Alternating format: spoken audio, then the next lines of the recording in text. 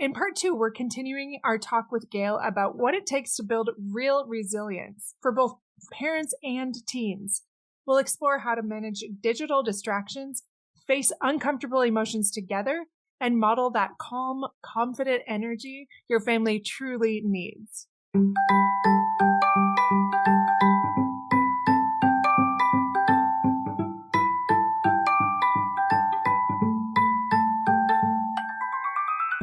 Welcome to Fulfillment Therapy. I'm Kendra Nielsen, wife, mom, and licensed therapist. Do you ever feel like you're doing everything right, but you're still exhausted and empty? Did you think life, marriage, and parenting would be simpler and more rewarding? Sometimes you just want to crawl back into bed and lose yourself in screen time and chocolate, rather than face that personal or family stress. You are not alone.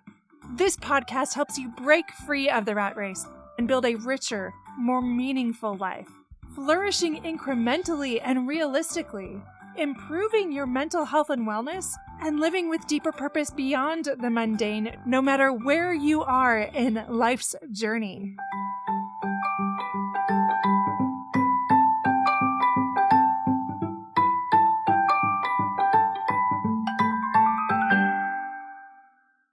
I love that more people are talking about this.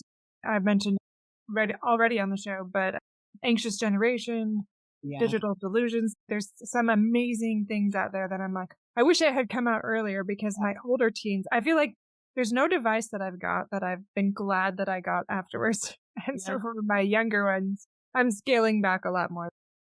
Even though you're doing that now, I think it was about the time that my older ones developed their first crush, and it was mutual. That's when it just went all out the window. When I'm like, and I read an article by a doctor who had older kids who had gotten smartphones earlier, and then he had a 10-year-old, and he said, hey, you're not going to get what your brothers get, but here is why. We now have more information that I didn't have then when your brothers were your age. And so the reason that you're not getting one is it's linked to higher levels of obesity. It's linked to higher levels of mental health issues, poor self-esteem, lack of focus and follow-through. Kids don't like to hear it, but we have the data to explain this isn't because we're just trying to be mean and control you. There's real data behind why you get limited time on these devices. Absolutely. So for the older kids who've just always had it because we didn't know, it's much harder. Once the horse is out of the gate, it's very hard to rein it back in. So again, where I think we're going to have more success is kids who are like middle school and younger now, but it's really hard for the high school kids because they've had it. And again, you're a junior or senior and you're getting good grades and you are communicating with our family and spending family time and you are doing what you need to do and you are getting up on time. I am probably going to manage that less because you're doing the things I need you to do. So I don't need to micromanage that. But so I think it's teaching those skills of how to balance it. If they're not doing well in school, they're not able to get up in the morning, they are edgy and angry, then I don't care how old you are, those things are going to be scaled back. So it's really about that encouraging the behaviors for success and reaping the rewards of that. And I use the phrase, it's because I had a kid recently say, you want my parents to punish me. I said, I prefer the term consequences. I know it feels like a punishment to you, but these are consequences of how you're functioning. Everything in life has consequences, positive and negative, right? So you got it, parents, again, kids are going to work you. They're good at that. They want what they want. Remember that you're the parent. And it's okay to say, this is what we do in our family. And you don't have to like it. I know you think I stink right now. So be it. And just keep going. I think that's a big part of the problem, Gayle, is the passivity of the parents. And I've been there too. I get it. It's hard when you have so many of them coming at you and be like, why are you forcing me? It's not fair. Or everybody else gets to. Just really pushing, and really wondering, okay, is this too much? Is this too little? Like, it is so hard to navigate.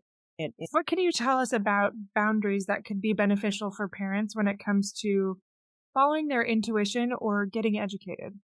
And one of the things is, and this is hard for parents, we are spread thin. Everybody's working. Everybody's trying to run a household, deal with sports and schools. Like everybody's spread really thin. But part of that is parents don't forget to do some self-care, whether it's making sure that you have some food in you so that you're not hangry, making sure that, as best you can, you got a decent night's sleep and that you're regulating your emotions. Kids cannot look at parents as dysfunctional. So if you've got an anxious parent, which I was, kids don't see that, oh, that's just mom's anxiety. They think, oh, I've done something wrong and look, mom's really upset now. So they really internalize that. So it's really about parents being able to regulate themselves first. Then I think it's okay to say, hey, we're all putting our phones down. This isn't just a you guys thing and I'm sitting there on my phone still doing work emails. I think role model that behavior. You know what? Hey, at the dinner table, no one's going to have their phones right now, period. And when it's family time, no one's going to have their phones, period. Again, with the recognition of I get to have my phone in my bedroom at night because I'm the parent. You still get to be parents and the rules don't have to be equal. But I think role modeling how to do some of that. Hey, you know what? I'm going to do something for 30 minutes. And when the alarm goes off, we're all going to turn our phones away. And also, I would say, look, if let's say the kid got X amount of technology, but then they got all their stuff done, their homework's done, everything's complete, all the things, there's no outstanding late homework that's due, they've taken their shower, and maybe they want another half an hour. That's okay to say, you know what? You've done all the things you need to do. Absolutely. You can have that other half an hour, with the key phrase being, if you fight me at the end of that half an hour, then next time you ask for the extra half an hour, the answer is no, because you took advantage of that. So it's like reinforcing that you can earn this privilege, but also recognize it's still time limited and you got to follow the rules. If you don't follow the rules, you lose that privilege. But next time you ask me, the answer is no. After that, you ask me, maybe I'm going to say yes again, and I'm going to let you have that half an hour. You fight me again on that? Yeah, we're probably not doing that anymore. So I think allowing yourself to recognize that, I think sometimes parents are afraid to admit that they made a mistake or just to simply change a boundary. It doesn't weaken you to change a boundary. To be wishy-washy all the time and never follow through, that is going to show your kid that they can work you and that you're not going to be consistent. But showing a kid that you can come back and go, you know what? You made a great argument, or you were really on task and you even did the dishwasher without any gripe about it. Yeah, I'm going to let you have another extra half an hour. So it's working with them to recognize these are fun things that they want, and we're not always trying to punish and take it away. We can also reward within reason.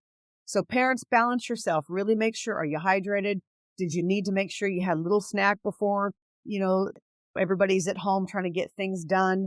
And then pay attention to how you're feeling and regulate yourself a little bit, even if it's you just need to do 5 minutes of breathing and mindfulness before you get started on dinner and chores.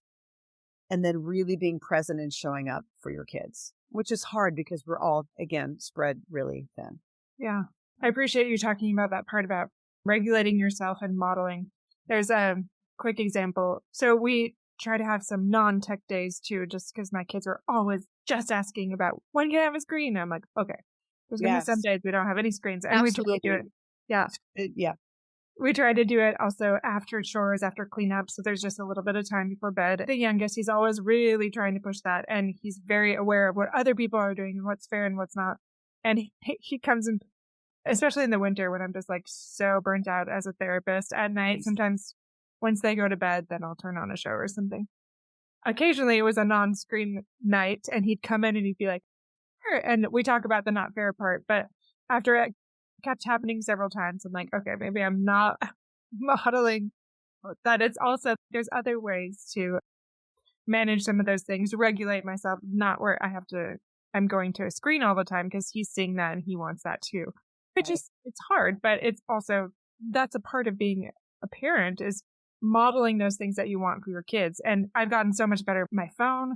We are always trying to improve that, but sometimes I think we have to take an honest look at ourselves. What are we doing here? Absolutely. And I think, again, we live in a generation where now we can be checking email at 10 o'clock at night, pros and cons. But so I think it's okay for parents to give themselves permission, like you just said, to say, you know what, I'm going to shut that down. I'm going to take a break as well. This can wait till tomorrow. It'll really be okay. And then you role model that to your children of, hey, this is where I'm putting it down and setting it aside. And I love what you said. And actually, that was something that we used to do as well. Having days where it's a tech-free day. We're not really going to have any tech today. We're going to go do different things and be active and just spend quality time together and communicating because we want to be able to talk. Kids are texting each other in the same car. And part of that's maybe they don't want the parents to hear what they're saying, so they could text back and forth. But it's really about, hey, let's communicate. Let's actually pay attention to each other and give each other that quality time. You're so right about that, Kendra. I do have to ask too, you haven't mentioned this, but I'm curious what you'd say. What about a partner or spouse that is not on board and they're maybe zoning out more and they're just not really backing you up as much as you'd like? So maybe one person is modeling and the other's not, and they're like, Dad never does it. What would you say to them? You can see reality. If you fluff that over, they know it. And that's probably not helpful. It's okay to be more honest. Answer any question the kid asks you. If they ask a direct question, it means they're able to hear the answer. Just don't expound on it. Don't answer what they didn't ask you. But if they come and ask you a direct question, that means they're already thinking about it. And for you to minimize it, again, I think a lot of us tell a white lie to not stress them out, and probably not a great idea because I think they can see through that. Kids then, if you're like, oh, don't worry about that, they're going to worry about it. So if you don't give them information for the question they asked, their imagination's going to take over, and sometimes that's worse. Again, if they're like, I notice that this parent seems depressed and is constantly on their phone, that one might be okay to say, yep, that's something that we talk about it, and I'm concerned for that parent as well, rather than minimizing, saying, oh, they just have a super busy, stressful job. But it's also okay to say, yeah, you know what? This parent's an adult, pays their own bills. And when you get to be that age, you can be on your devices all you want. But I'm here to help you role model because your body's growing and your brain is going. Absolutely. Yeah. And that kind of goes back to what you were talking about earlier. You mentioned those uncomfortable feelings, like teens learning how to address those, even embrace them in a way instead of avoiding them. Could you go back to that a little bit and how you can build more self-awareness and help them through that so they're not just going to whether it's screens or something else, social media, any of those things instead of facing them? Right. Instead of just checking out. And I think some of it came about because parents hovered and then lawnmowered any problems because we had anxiety about our kids being okay. So we took our anxiety and solved their problems for them. So that was piece number one where some of this started. I think it's tough. No one wants to see their kid fail. And so I think taking that step back and recognize that some of it, we have to let them struggle a little bit. We can't solve everything for them because what then happened is they didn't have the resiliency to solve it. And what that message really told them was, I don't think you're capable of solving it. Even though that wasn't true, it was really like, I'm anxious that you're not going to do well in this class, or you're not going to get into college, so I'm going to write your college essays. But that actually takes away their independence and their ability to problem solve. So number one is parents keep that in mind. We have to let them struggle and we have to let them do things on their own. Then I think when you get that kid who's like, oh, I can't do it. You really have to keep circling back to, is this working for you though? Because you are anxious all the time, or you are not able to follow through on this assignment, and then you're getting the 0 that you feared getting because you didn't think it was going to be perfect. So it's like that solution focused, is your behavior getting you what you want? And teaching them just to take what's one action step, because they'll look at the whole mountain. I've got all this homework to do and then all these chores to do and all these things to do. So it's like, what's one step you can take? Another thing that I'll tell a lot of kids that might be super shut down and really have difficulty moving forward and things is, what can you do for 15 minutes? Do something for 15 minutes. Every hour, do something for 15 minutes. Hey, then at the end of 15 minutes, if you're feeling like you blocked in a little bit and you want to keep going, by all means, keep doing it. But that seems more manageable for them. And then I think a lot of kids are really disorganized. So helping them learn organizational tricks of taking notes or using a planner or having Post-it notes out around the house. Don't forget to do this, and reminder about that. But breaking it down into, what are 2 things you need to do in the next couple of hours or today? Or what do you got to get done today and tomorrow? I think helping them break it down into manageable chunks instead of looking at the big picture. And then what's one tiny action step, breaking it down into smaller parts. Maybe you're going to write the intro to your paragraph, to your essay. Say hi to one friend or invite one friend over. I think it's looking at what small pieces that you can do rather than looking at all of it, which can be super overwhelming. But the real trick is really hard when you've got just a very shut down, super anxious or super depressed client that won't move forward. And that's then when we might be looking at medication management. If they're really struggling, then, medication might be the right call. There's also some fantastic research on supplements that we know play into mood and behavior. So, I think recognizing when you're really not able to make any change or consistency, and you've maybe done therapy for a while and you've worked on the negative thoughts and you've written them out and rewritten it in a more positive way, and you're still not getting progress, you might need to take a look at some medication. Right. But again, the other piece is that cognitive behavioral of what's the thought that's preventing you from moving forward? Say it out loud. Because a lot of times, like, I have to be perfect. They're like, oh, that's silly. Of course, I don't have to be perfect. Like, they know it logically, but they're feeling that they do. So if you can get them to say it out loud or write it out and really see it, you can start to challenge that behavior to get them to move forward. Because if you can get a little bit of consistency, a couple of times where you took a step, the anticipation of a thing is often far worse than the thing itself. If you can get them to do it a couple times, then that really snowballs. They're like, oh, I did it. Oh, I was anxious, but I did it and it went okay. Then you start to have progress. So it's really that from point 0 to 1 is probably your biggest stumbling block. Once you get in the track, I think it starts to go a little better. It's almost like this normalizing and validating. Like that's what helps with my kids too. For example, I hate winters. They're gray. They're dark. I'm like, yeah, I was struggling too. And so I researched some different vitamins that I could take, or I use like this happy light that I call it, or is that something that you would want to do? Like talk through that, or even would you like to see a counselor, or should we go in? Just talking through that with them instead of it being this shame thing. Yeah, I understand. I've experienced some of these things. And if I haven't, there's other people that do understand. So let's see if we can find some answers. There's nothing wrong with you.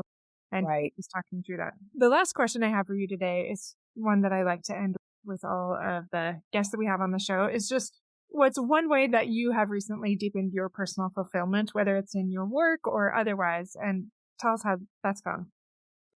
One, I'm certainly a big advocate of getting some sort of physical movement on a somewhat regular basis. And it does not have to be an hour and a half in the gym. People think when you think exercise, it's like, I gotta go do this. But I think moving your body and just recognizing that that is getting negative energy out and boosting all those positive endorphins, and stretching, even if just stretching actually releases serotonin into the body. So if some people just really don't like exercise or moving their body, it's like, just stretch a little bit. So recognizing, and what it does is it slows you down for a minute. I'm doing some me time. I'm taking care of me. I'm moving my body, or I'm stretching my muscles to release that and regrounding myself. I love journaling, but again, these kids, they have so much homework. I tend to not be a big fan of trying to give certainly high schoolers added homework of doing that, because they're not going to do it. But like for me personally, I think it's moving my body and getting sunshine when we can, which I'm like you, I don't love the winter as well. And I actually sing. And so singing is something that brings a lot of joy and fulfillment into my life. That's something that I did later in life, and I really enjoy that. But even if you don't sing well, they've linked singing, it's moving vibrations through your body, and it actually can reset the vagus nerve, which is the longest nerve in your body. That is your fight, flight, freeze, or fawn nerve. And just moving those humming, even if some don't want to sing, hum, it actually releases a lot of negative energy from your body. So that is something that I personally use as well. And then supplements. I'm a big supplement fan. Yeah.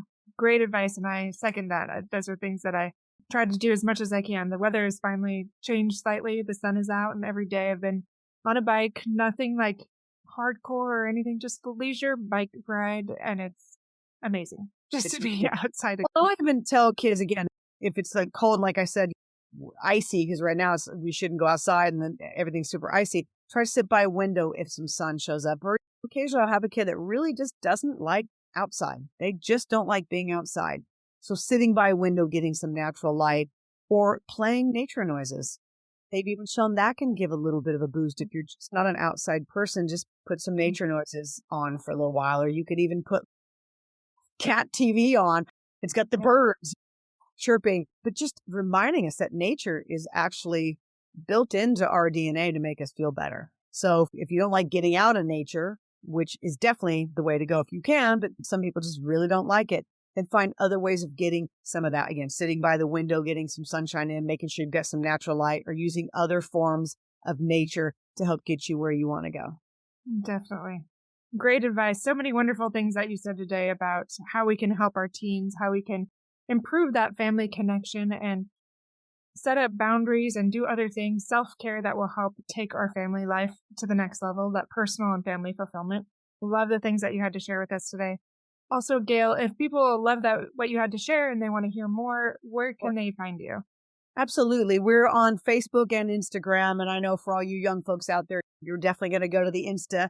So it's Project Safe, all one word, the number 4, the letter U. So Project Safe for You. That's our Insta and that's our Facebook. But on Instagram, we have a lot of tools, a lot of little quick pieces of advice and quick little things or links that you can take a look at. So, free of charge.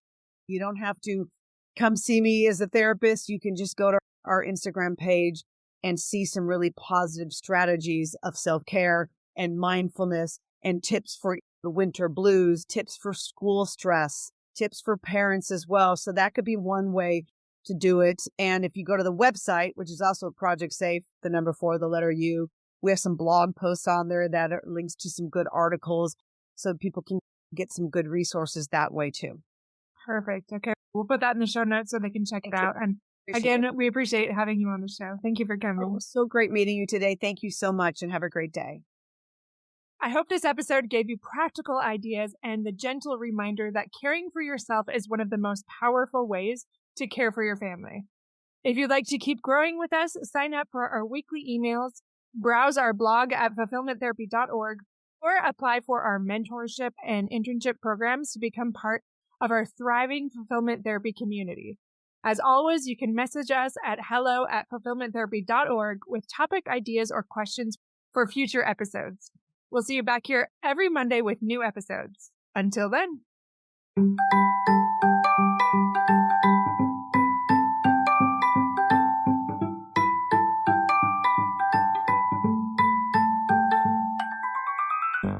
Hey friends, if you enjoyed this episode, a quick 30-second share can help someone else find support and help this podcast grow.